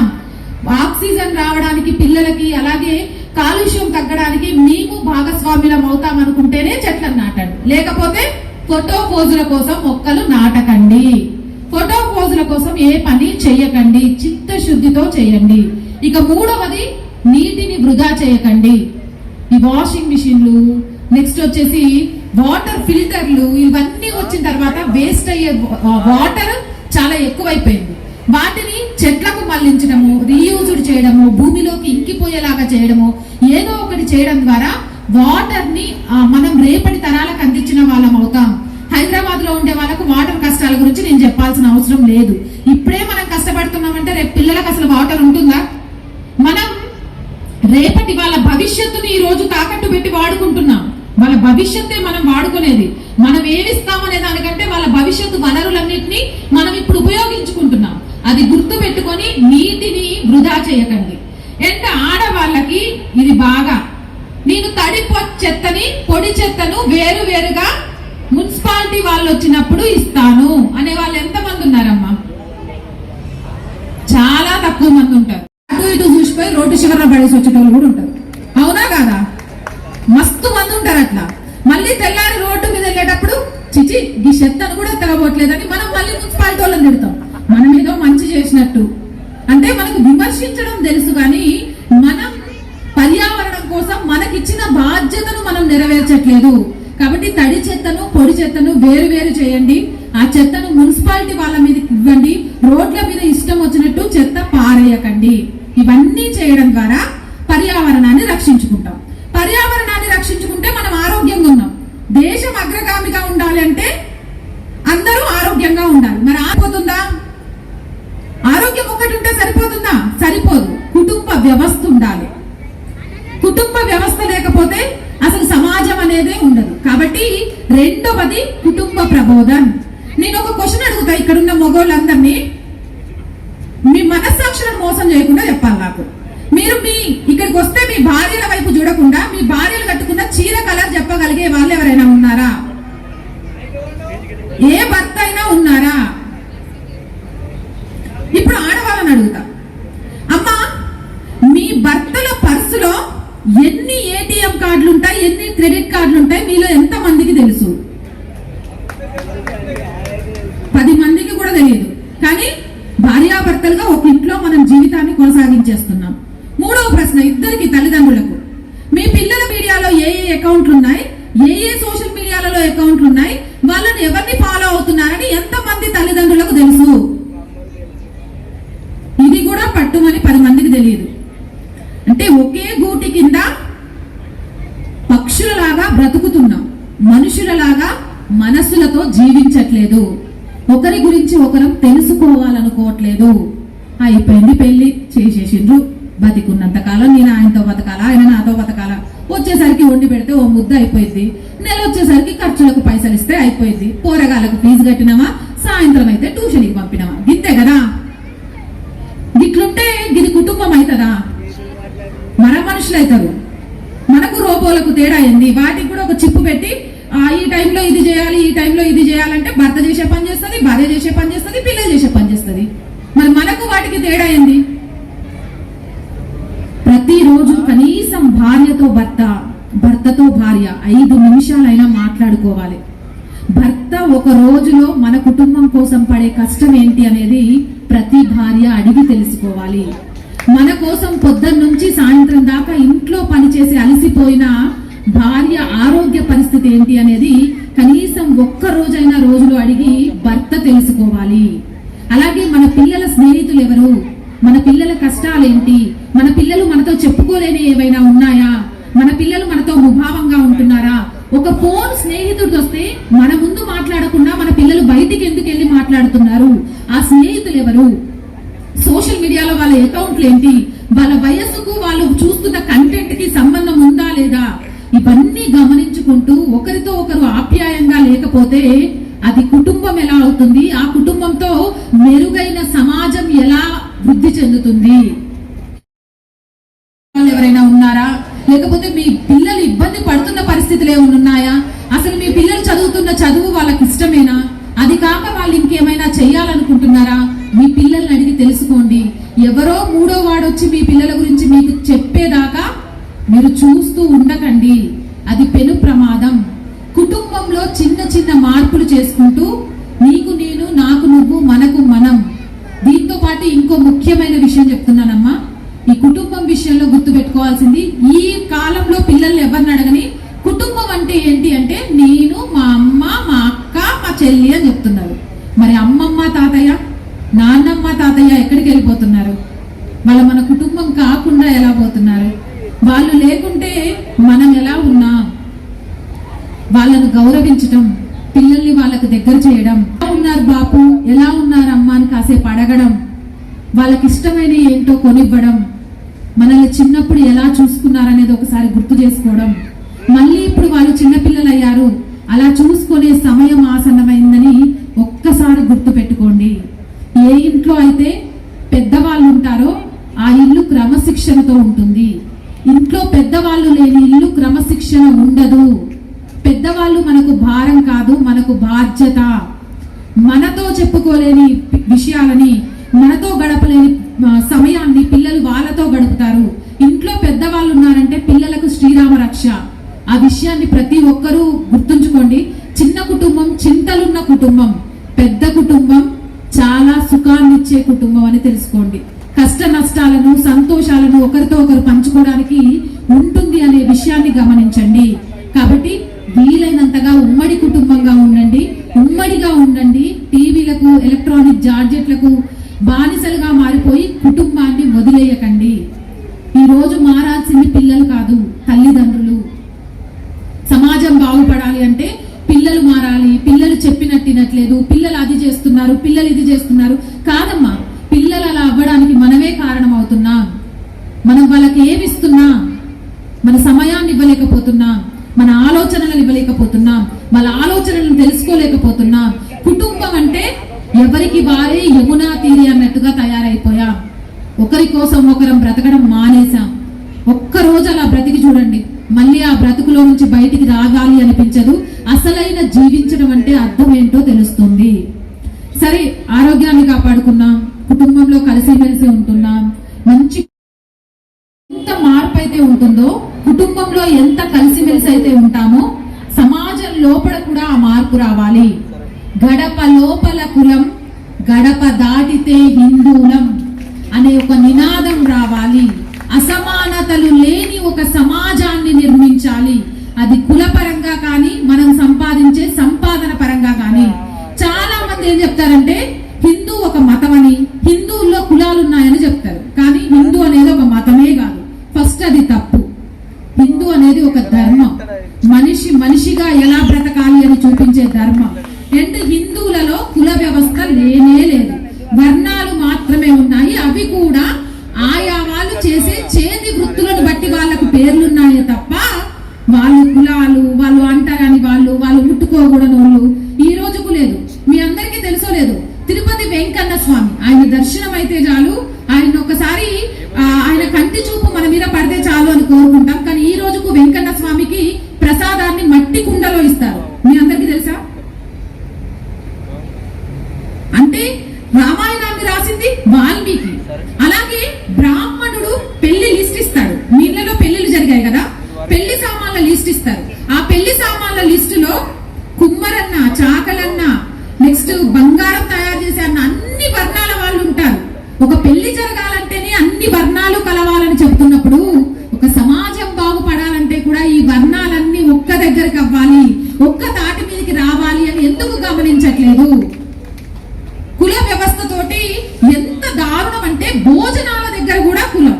కార్తీక మాసం వచ్చిందంటే చాలు, కమ్మ వన భోజనాలు, కాపు వన భోజనాలు, మాల వన భోజనాలు, బ్రాహ్మణ వన భోజనాలు, రెడ్డి వన భోజనాలు. ఏమైపోయాడు హిందువు? ఎప్పుడు వస్తాయి హిందూ వన భోజనాలు? హిందూ వన భోజనం అనేది వచ్చిన రోజే ఈ సమాజం బాగుపడుతుంది. ఈ సమాజం బాగుపడాలి అనంటే ముందు ఆ వర్ణ వ్యవస్థని మన గడప లోపలే ఉంచేసి, ఇంట్లో నుంచి బయటికి వచ్చేటప్పుడు ఇంటికి తాళం ఎలా వేస్తామో మన మనస్సులో కులం అనే దానికి తాళం వేసి ధర్మం అనే వైపు ఆలోచన చేసి అడుగు బయట పెడదాం. అదే మన పిల్లలకి నేర్పిద్దాం. ఇది ఒక్కటే కాదమ్మా, మన ఇంట్లో పనిచేసే పని వాళ్ళకు, మన కారు డ్రైవర్ కి, మన కోసం పనిచేసే ప్రతి ఒక్క వ్యక్తిని రెస్పెక్ట్ చేయాలి. వాళ్ళు మన ఇంట్లో పని చేస్తున్నారు జీతం కోసం, మనము ఒకరి దగ్గరికి వెళ్ళి పని చేస్తున్నాం జీతం కోసం. మనకు వాళ్ళకు తేడా ఏమీ లేదు. చేసే వృత్తిని బట్టి కాదు మనిషికి విలువివ్వాల్సింది, వాడికి ఉన్న గుణాన్ని బట్టి విలువివ్వాలి. మంచివాడైతే ఏ పని చేసినా సరే మీ పక్కన కూర్చోబెట్టుకొని భోజనం చేయొచ్చు, తప్పు లేదు.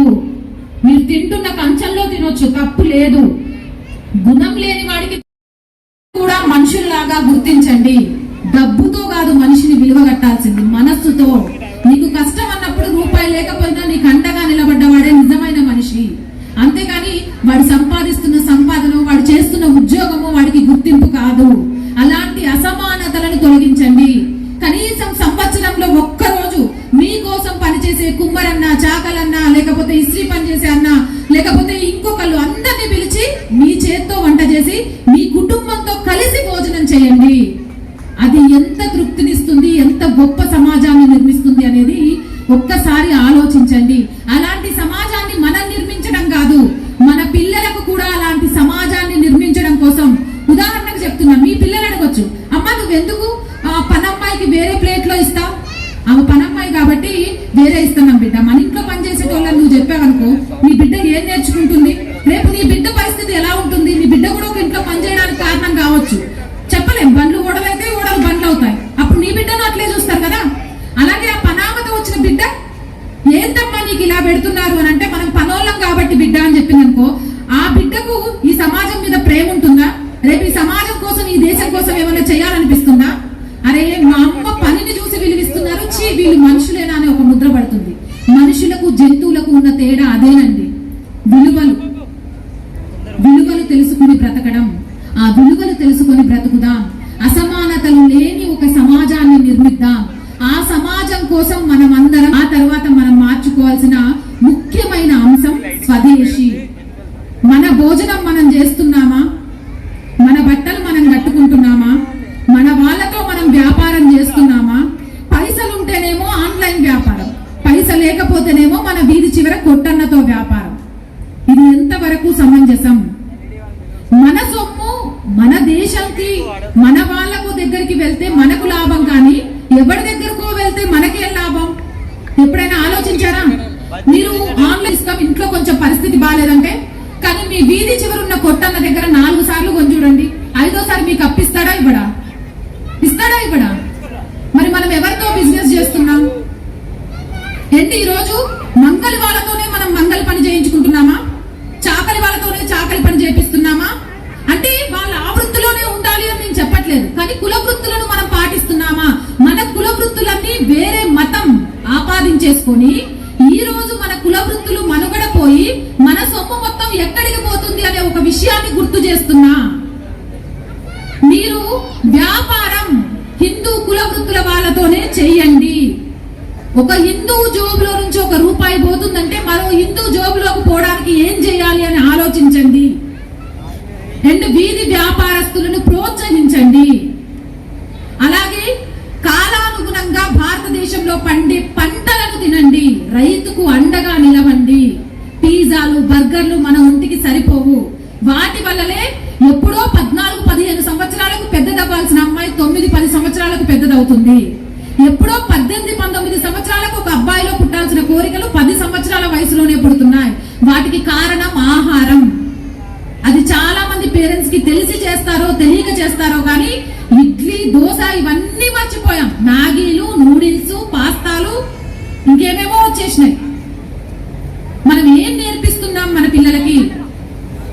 జీన్స్ వేసుకోవడం ద్వారా పిల్లలు పుట్టడం అనేది తగ్గిపోతుంది అని ఎన్నో పరిశోధనలు చెప్పినా కూడా మనం అమ్మాయిలకు అబ్బాయిలకు వీర లెవెల్లో జీన్సులు కొనియడానికి ఇష్టపడతాం, కానీ మన లంగా జాకెట్లు, మన పంచకట్టును నేర్పించడానికి ఏ మాత్రం ఇష్టపడం. అంటే నాశనం అయిపోయినా పర్లేదు, పాశ్చాత్య సంస్కృతే మనకు కావాలి. మన సంస్కృతిని పాటిస్తే మనం వెనకబడిన వాళ్ళం. మన పట్టు లంగా జాకెట్లు, అలాగే మనకు సంస్కృతి సాంప్రదాయాలు, మన ఆలయాలు, మన దేవుళ్ళ గొప్పతనాలు మనమే తెలియచేయాలి. ఇక 5వది బాధ్యతలు. మనం బాధ్యతగా ఓటు హక్కును వినియోగించుకుంటున్నామా? మేము ఇప్పటి వరకు ఓటేయడం ఒక్కసారి కూడా ఎగ్గొట్టలేదు అనే వాళ్ళు చేతులెత్తండి. సగం మంది ఉన్నారు. ఓటు వేయడం మన బాధ్యత. పెద్దవాళ్లను రోడ్డు దాటించడం మన బాధ్యత. ఎవరికైనా పెద్దవాళ్లకు ఏదైనా జరిగినప్పుడు వాళ్ళకు అండగా నిలబడటం మన బాధ్యత. హెల్మెట్ పెట్టుకోవడం మన బాధ్యత. సీట్ బెల్ట్ పెట్టుకోవడం మన బాధ్యత. అలాగే పిల్లలకు మంచి చెడు నేర్పించడం మన బాధ్యత. పెద్దలను గౌరవించమని చెప్పడం మన బాధ్యత. కానీ ఈ బాధ్యతలు ఏవి మనకు పట్టవు. ఇవన్నీ రాజ్యాంగమో, ఒక టీచరో, ఇంటికి వచ్చి ఒకరో మనల్ని కొట్టి చెప్పరు. అవి మనకు మనం అలవాటు చేసుకోవాల్సినవి. ఈ 5 ఏవైతే చెప్పానో, ఈ 5 మార్పులు కనుక ప్రతి ఇంట్లో చేసుకుంటూ రాగలిగితే సమాజం, దేశం 2 కూడా విశ్వగురువుగా మారతాయి. అసమానతలు లేని ఒక సమాజంతో పాటు ఈ దేశాన్ని కొల్లగొట్టాలని చూస్తున్న వాళ్ళ ఆటలు సాగవు అనే విషయం అందరికీ అర్థమవుతుంది. అలా అర్థం అవ్వాలంటే హిందువే మారాలి. హిందూ ఆరోగ్యంగా, హిందూ ఆనందంగా ఉంటే ప్రపంచం బాగుంటుంది అని నమ్మే అమ్మాయిల్లో నేను ఒకదాన్ని. ఎందుకంటే హిందువులు మాత్రమే సర్వే జనా సుఖినో భవంతు అని పూజిస్తారు. ఏ మతం వాళ్ళు కూడా ఇలా పూజించరు. అలా పూజించే నా హిందువులు కలిసి కట్టుగానే ఉండాలి, కలిసి బ్రతకాలి, కలిసి చావడానికైనా సిద్ధంగా ఉండాలి ఈ ధర్మం కోసం. ఫైనల్ గా ఒక్క ప్రమాణం చేయండి. గడప లోపలే కులం, గడప దాటితే హిందూలం. హిందూ హిందూ, భాయి భాయి. ఈ నినాదాన్ని ఎప్పటికీ మర్చిపోకండి. ఈ అవకాశం ఇచ్చిన పెద్దలందరికీ మరొక్కసారి మనస్ఫూర్తిగా నమస్కారాలు. భారత్ ఎంతసేపు చాలా ఓపికగా వక్తల ప్రసంగాలు విన్నారు. రాష్ట్రీయ స్వయం సేవక్ సంఘ ఆర్ఎస్ఎస్ శతాబ్ది వర్ష సందర్భంగా ఒక జాతిని మరొక జాతి పరిపాలించరాదు, ఏ జాతిని ఆ జాతే పరిపాలించుకోవాలని చెప్పేసి జాతి జనుల గుండెల్లో నుంచి వచ్చినటువంటి జాతీయ గేయం వందే మాతరం. ఆ యొక్క వందే మాతరం శబ్దం వింటే బ్రిటిష్ వాళ్ళ యొక్క గుండెల్లో రైళ్లు పరిగెత్తించినటువంటి భారతీయ జనుల్లో నుంచి వచ్చినటువంటి జాతీయ గేయం. ఆ గేయానికి 150 సంవత్సరాల సందర్భంగా కాశ్మీర్ నుండి కన్యాకుమారి వరకు, అదేవిధంగా తూర్పున అరుణాచల్ ప్రదేశ్లోని పాట్కాయ్ పర్వతాల నుండి పశ్చిమాన రాణా ఆఫ్ కచ్ వరకు ఉన్నటువంటి యావత్ భారతదేశంలో హిందూ సమ్మేళనాలు జరుగుతున్న సందర్భంగా ఈ యొక్క వెంకటేశ్వర నగర్ కాలనీ బస్తీలో ఇంత అద్భుతంగా జరుగుతున్నటువంటి యొక్క హిందూ సమ్మేళన కార్యక్రమంలో భాగంగా ఈ కార్యక్రమానికి ముఖ్య అతిథులుగా వచ్చేసినటువంటి పూజలు గౌరవనీయులు స్వామీజీ బ్రహ్మర్షి సంతోష్ కుమార్ గణపాడి గారు, మరియు మహిళా వక్త అయినటువంటి ఆర్ వాయిస్ నౌతక గారికి, మరియు ఈ యొక్క కార్యక్రమం యొక్క అధ్యక్షులు నాగరాజన్న గారికి, అదేవిధంగా ఈ వెంకటేశ్వర బస్తీ మరియు జగద్గిరిగుట్ట పరిసర ప్రాంత ప్రజలకు, అదే ఇక్కడ వచ్చినటువంటి జ్యేష్ఠ మరియు వరిష్ఠ కార్యకర్తలకు, సంఘ పెద్దలకు, వివిధ క్షేత్ర పెద్దలకు, మరియు అక్కలకు, చెల్లెలకు, అన్నలకు, తమ్ములకు అందరికీ నా యొక్క నమస్కారం మరియు స్వాగతం. ఈ దేశం గురించి చెప్తూ ఉంటా ఉన్నాం. భారతదేశం అంటే కర్మభూమి అని చెప్పేసి, భారతదేశం అంటే జ్ఞానభూమి అని చెప్పి చెప్తా ఉంటాం. భారతదేశం అంటే సిరి సంపదతో కూడుకున్న దేశం అని చెప్తా ఉంటాం. మనకు సంఘంలో చెప్తా ఉంటారు పరమ వైభవ స్థితి. ఈ యొక్క భారత భూమి ఎంతో మంది ఋషులు, ఎంతో మంది పండితులు పుట్టినటువంటి నేల ఈ యొక్క భారతదేశ భూమి. ఈ యొక్క భూమిలో ప్రాచీన కాలంలో కాదు ఇప్పటికి కూడా జ్ఞాన సంపదని ప్రపంచ దేశాలకు అందించిన ఒక గొప్ప దేశం ఏమంటే చెప్పేసి భారతదేశం చెప్పుకోవచ్చు. మరి అటువంటి దేశం ఈ యొక్క ప్రపంచంలో దాదాపు 4500 సంవత్సరాల చరిత్ర ఉన్నటువంటి ఈ యొక్క దేశం, భారతదేశ సంస్కృతి సాంప్రదాయాలు, ఈ దేశం యొక్క గొప్పతనం, అదేవిధంగా మన ప్రపంచంలో చూస్తూ ఉంటాం. భారతదేశం కన్నా ముందు ఒక గ్రీకు సంస్కృతి గొప్పదని చెప్పారు, ఒక రోమన్ సంస్కృతి గొప్పదని చెప్పారు, ఒక చైనా నాగరికత గొప్పదని చెప్పారు. మరి ఆ యొక్క నాగరికతలన్నీ ఇవాళ కాలగర్భంలో కలిసిపోయాయి.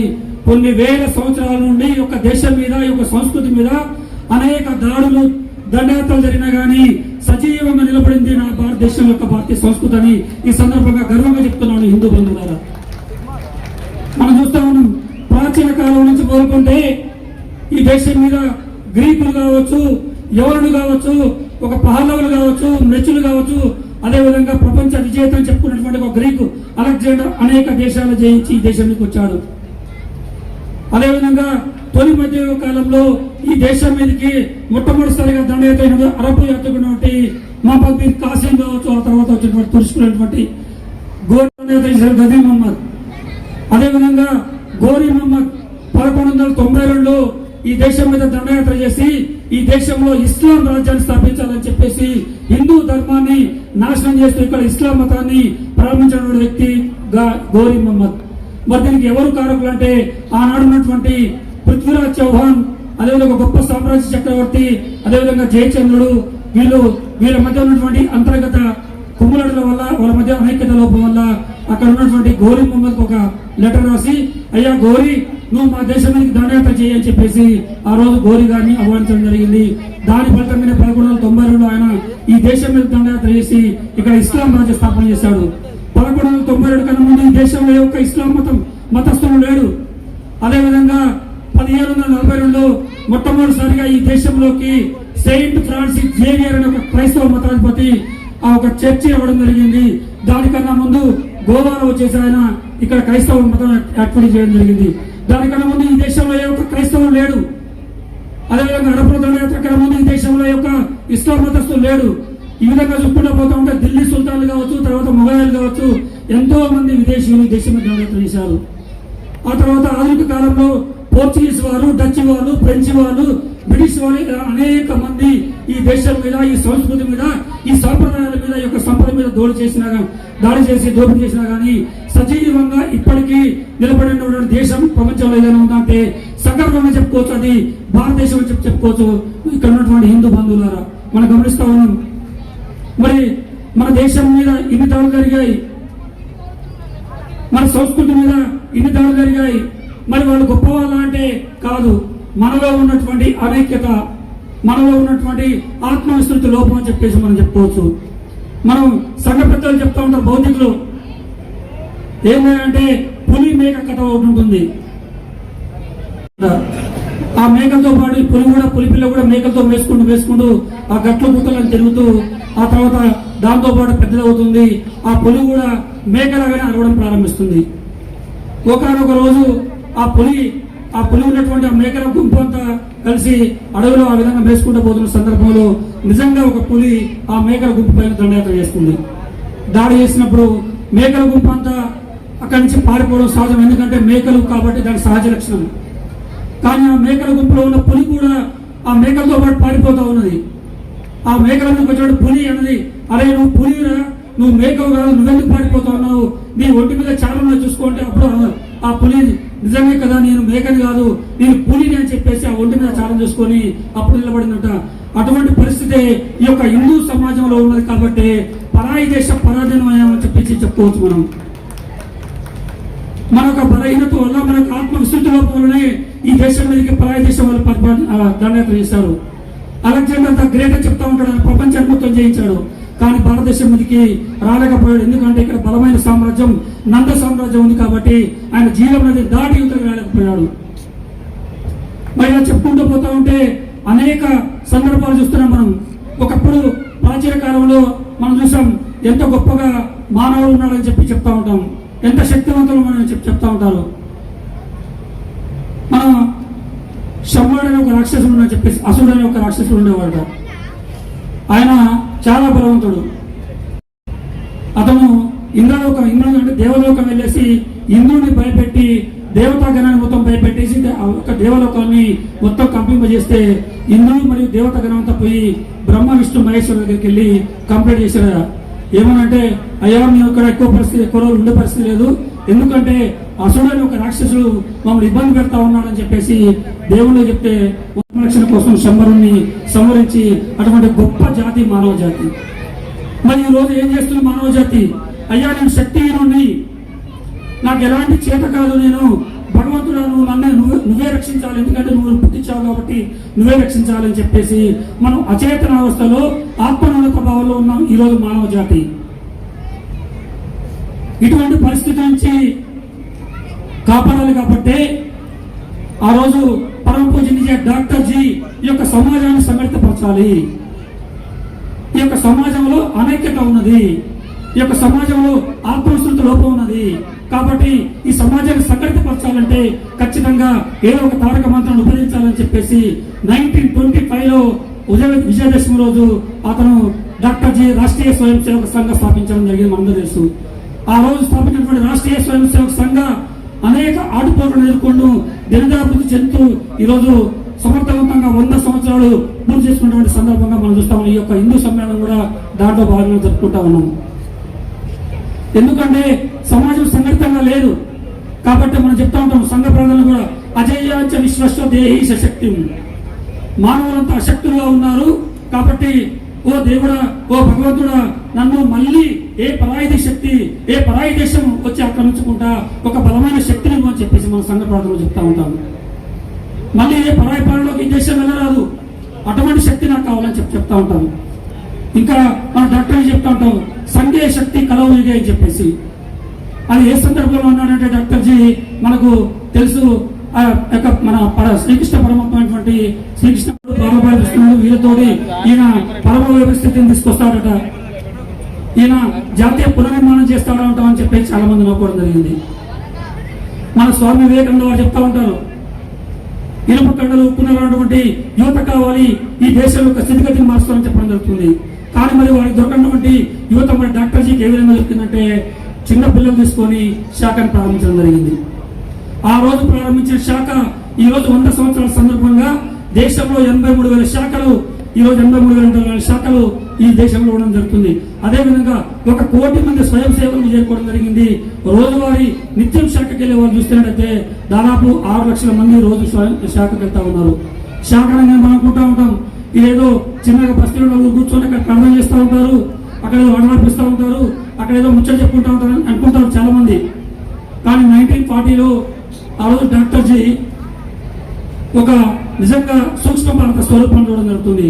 అనేక మంది అక్కడికి వచ్చేసి దేశంలోని అనేక ప్రాంతాల వాళ్ళంతా వచ్చేసి అక్కడ కూర్చొని శాఖలో కూర్చొని ఈ దేశం గురించి, దేశ పరిస్థితుల గురించి మాట్లాడుకుంటూ ఉంటే డాక్టర్ జన్ కూడా ఉంది, మీరు ఏదైతే కలగన్నానో ఆ కళని యొక్క సాక్షాత్కారం ఇక్కడ నేను చూస్తా ఉన్నా చెప్పడం జరిగింది. కాబట్టి రాష్ట్రీయ స్వయం సేవక సంఘ శాఖ అనేది మనం చెప్పుకుంటున్న ప్రతి బస్తీలో ఈరోజు జరుగుతూ ఉన్నది. శాఖ అనేది మామూలు విషయం కాదు. మనం చెప్తా ఉంటాం పెద్ద సంఘ పెద్దలు హల్దేకర్జీ, వేర్ ఇస్ శాఖ ఇస్ స్ట్రాంగ్. శాఖ ఎక్కడైతే బలంగా ఉంటుందో ఎవ్రీథింగ్ ఇస్ స్ట్రాంగ్, అక్కడ అన్ని చాలా సక్రమంగా బలంగా ఉంటాయి. వేర్ ఇస్ శాఖ is week, so everything is week. శాఖ ఎక్కడైతే వీక్ గా ఉంటుందో అక్కడ అన్ని బలహీనంగా ఉంటాయి. అంటే దీని ఉద్దేశం ఏంటంటే శాఖ అనగానే నన్ను కూర్చొని ప్రార్థన చేయడం కాదు. శాఖ అనేది ఆ బస్తీలో, ఆ కండలో కావచ్చు, ఆ ఉపఖండలో కావచ్చు, ఒక ప్రాబ్లం సొల్యూషన్ సెంటర్ గా ఉండాలి. అనేది ఒక ఎపిసెంటర్ గా ఉండాలి. ఆ బస్తీకి కానీ, ఆ కుటుంబానికి కానీ, ఆ సమాజంలో ఎవరికి ఏ సమస్య వచ్చినా శాఖ పరిష్కరించే విధంగా ఒక బలమైన శాఖని రూపొందించాలని చెప్పడం జరుగుతుంది. కాబట్టి సంఘ 100 సంవత్సరాల సందర్భంగా నేను ఇక్కడ మీ అందరికీ మనవి చేయాలంటే ఒకే విషయం చెప్తున్నాను. ప్రతి ఒక్కరూ మనం అందరం చెప్పుకుంటా ఉంటాం, ఆ బస్సులో జరిగింది, ఇందాక స్వామిజీ కూడా చెప్పారు, PCS లో ఒక సంఘటన జరిగిందని చెప్పేసి, మనదంకా రాలేదు కదా మనకేం సంబంధం అని చెప్పేసి. లేదా ఇంకా పక్క బస్సులో కుక్కపల్లి కూడా జరిగింది, మన గల్లీలో కాదు కదా మనకు సంబంధం లేదని, ఆ పక్క గల్లీకి వచ్చింది మన దగ్గర రావడం ఎంతో దూరం పడ్డది. కాబట్టి అక్కడ జరుగుతుంది మనకు సంబంధం లేకుండా ప్రతి ఒక్కరం మనం రోజువారీలో ఎంత బిజీ ఉన్నప్పటికీ మనం ఎంత సమయం సంఘానికి పనిచేస్తున్నాము, ఎంతో కొంత ఖచ్చితంగా మనం శాఖకు వెళ్తున్నామా, ఈ సంఘం గురించి, సమాజం గురించి ఆలోచిస్తున్నామా? నిజంగా మనకు అందరం బిజీగా ఉంటాం, మనం అందరం రకరకాల వ్యాపారాలు, రకరకాల పనులతో బిజీగా ఉంటాం. కానీ ఈ యొక్క హిందూ ధర్మం గురించి, సమాజం గురించి ఆలోచిస్తూ మనం ఏమైనా కొద్ది సమయమైనా 24 గంటలు, 1 గంట సేపు మనం ఇస్తున్నాము అనే విధంగా ఆలోచించాలి. ఈ యొక్క విశ్వ హిందూ సమ్మేళన సందర్భంగా ఇక్కడ ఉన్న ప్రతి ఒక్క హిందూ బంధుగణానికి విజ్ఞప్తి చేస్తా ఉన్నాను, మనం ఖచ్చితంగా మన బస్తీలో జరిగినటువంటి శాఖని బలోపేతం చేయాలి. ఇక్కడ ఉన్నటువంటి ప్రతి ఒక్కరు ఏదో కొంత సమయాన్ని చేసి సంఘ గురించి, సమాజం గురించి, హిందూ ధర్మం గురించి ఆలోచించాలి. మనం ఆలోచించకపోతే మనం అనుకుంటా ఉంటాం శివాజీ పుట్టాలి కానీ మన ఇంట్లో కాదు, పక్కింటిలో పుట్టాలని చెప్పేసి. అలా కాదు, ప్రతి ఒక్కరూ బాధ్యతగా, మనకి ఇందాక అక్క చెప్పారు, మనం బాధ్యత నుంచి దూరం అవుతామని చెప్పేసి ప్రతి ఒక్కరూ బాధ్యతగా భావించి మనం మన యొక్క సమాజం గురించి, మన సంఘం గురించి ఆలోచిస్తున్నామని చెప్పేసి రాష్ట్రీయ స్వయం సేవక సంఘ మీకు అప్పీల్ చేస్తా ఉన్నది. మనం చెప్పుకుంటా ఉంటాం పరమవైభవ స్థితి అని చెప్తా ఉన్నాం. పరమవైభవ స్థితి అంటే ఏంటి? ఒకప్పుడు ప్రపంచానికి జ్ఞానభిక్ష పెట్టిన దేశం భారతదేశం. మరి ఈరోజు ఏమైంది? మనం చెప్పుకుంటాం గుప్తుల కాలంలో ఒక వరమేడు కావచ్చు, ఒక ఆర్యభట్ట కావచ్చు, లేదంటే ఆర్యభట్ట ఏమైనా గ్రంథంలో మనం చూస్తూ ఉంటాం. సూర్యుడికి, చంద్రుడికి ఎంత దూరంలో చెప్పగలిగారు వాళ్ళు, గ్రహణాలు ఏ విధంగా ఎప్పటితో చెప్పగలిగారు, భూమికి సూర్యుడికి ఎంత దూరంలో చెప్పగలిగారు. కానీ భూమి ఎప్పుడు మనం సున్నానికి పెట్టాం, భూమి గుండ్రంగా ఉందని చెప్పేసి ఆర్యభట్ట సిద్ధాంతం చెప్పడం జరిగింది. కానీ అది 16వ శతాబ్దంలో గెలీలియో టెలిస్కోప్ కనిపెట్టే వరకు ఒక క్రైస్తవ మతస్థులైన వాళ్ళ చర్చి కావచ్చు, బైబుల్ కావచ్చు, ఏమంటే భూమి గుండ్రంగా లేదు, బల్లపంపుగా ఉందని చెప్పడం జరిగింది. కానీ దానికన్నా 1000 సంవత్సరాల ముందే మన భూమి గుండ్రంగా ఉందని చెప్పడం, అంతటి జ్ఞాన భూమి ఉన్నటువంటి, ఆ జ్ఞాన సంపద ఉన్నటువంటి భూమి మన భారతదేశం.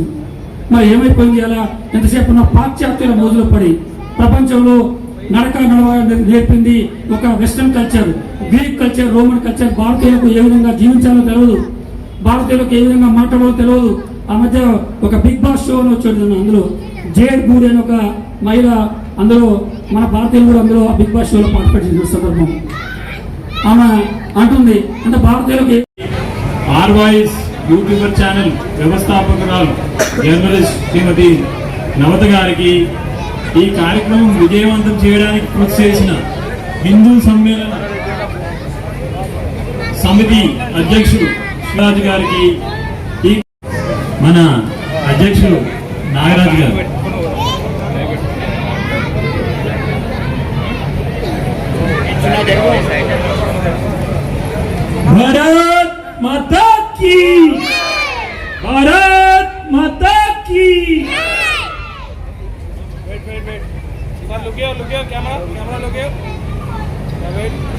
వందే వందే చిరు Samman.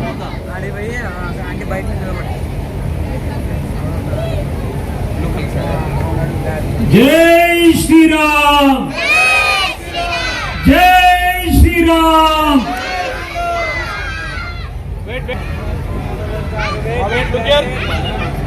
Sir look here camera చూడాలి ఒకసారి.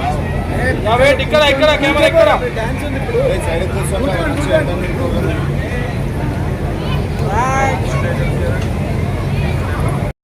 सिया राम सिया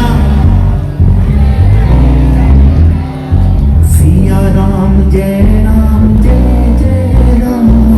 सिया राम जय राम सिया. तू ही माता तू ही पिता है तू ही माता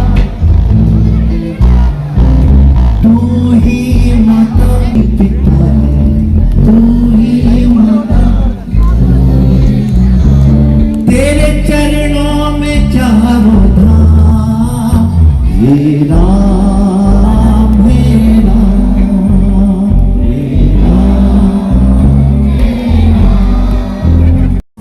राम जय सीताराम.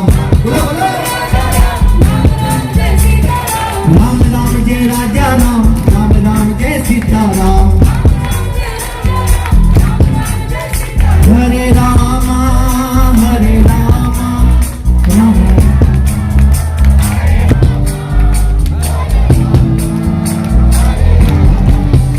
हरे कृष्णा कृष्ण कृष्ण हरे बोल.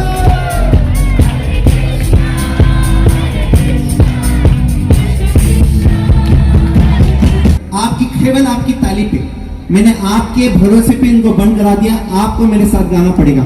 1 हरे रामा राम राम हरे हरे. बोलो हरे रामा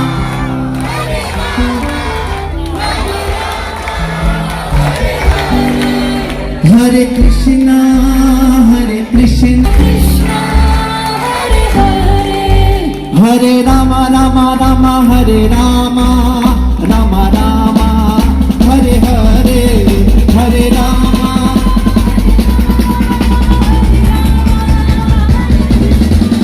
हरे कृष्ण हरे कृष्ण हरे हरे राम.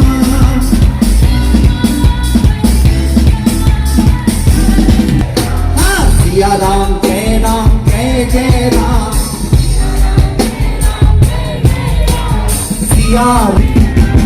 सिया राम जय राम सिया राम जय राम.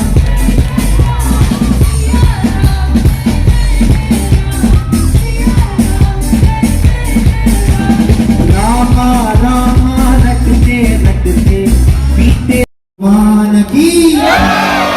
बोले जय श्री राम जय श्री राम.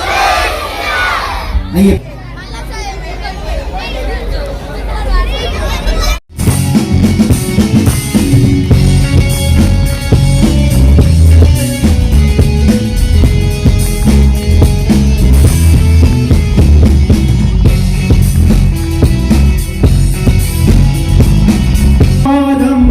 करुणावतारम संसार सारम भुजगेन्द्रहारम.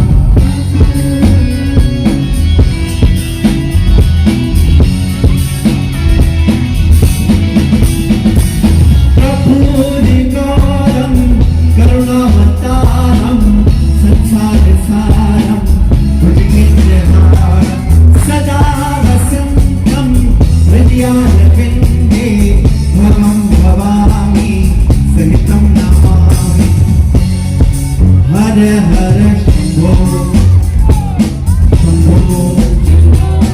हर हर शंभो. यार आवाज नहीं आ रही. शंभो इतना हल्लो बोलेंगे क्या? RSS के है ना. शंभो शंभो मतलब मैं जोर से गाऊंगा तो तुम जोर से गाना. शंभो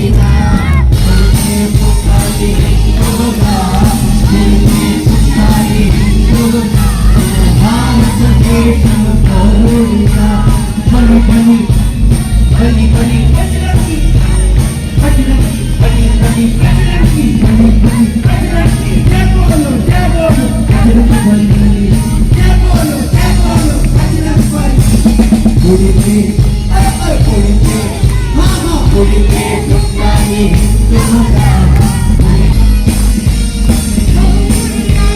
पूरी पे दुनियाई हिंदुगा भारत देश तोड़िया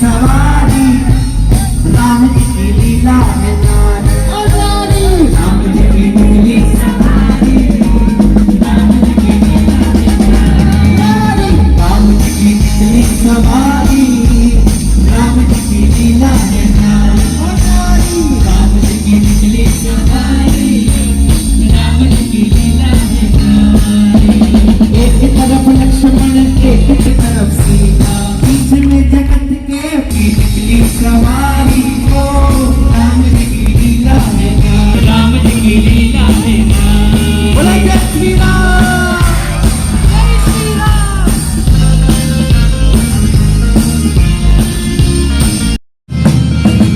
धीरे चला रथ को रखवाले तोहे खबर क्या ओ भोले भाले तोहे खबर ये आए तब ये आए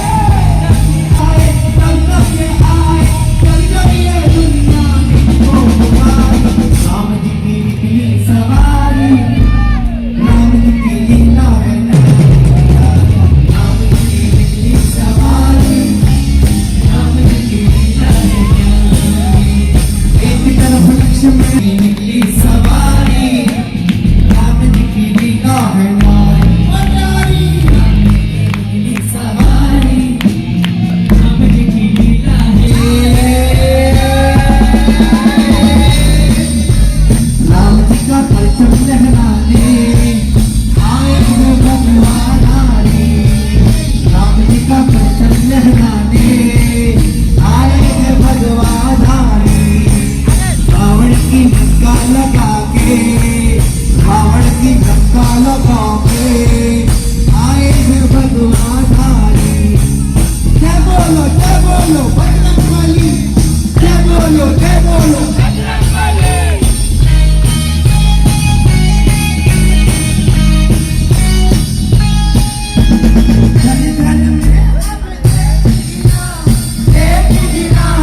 भारत का बच्चा जय श्री राम बोलेगा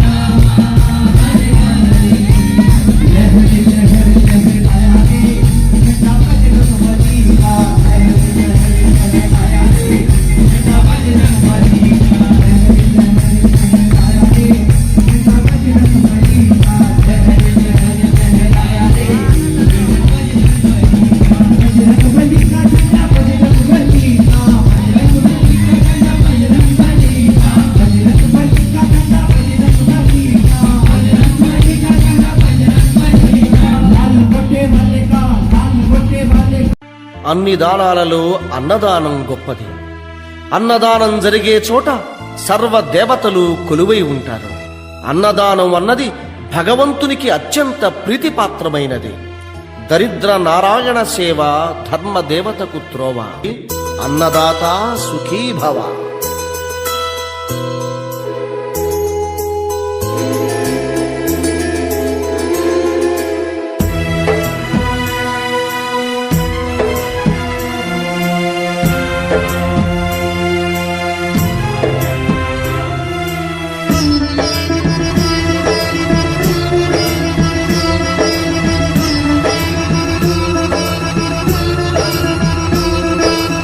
అన్నదానం అన్నదానం అన్నదానం అన్నదానం. ఈహానికి పరానికి హితానికి ప్రియానికి సన్నిధానం. అన్నదానం పిన్నిదానం అన్నదానం అన్నదానం అన్నదానం అన్నదానం అన్నదానం.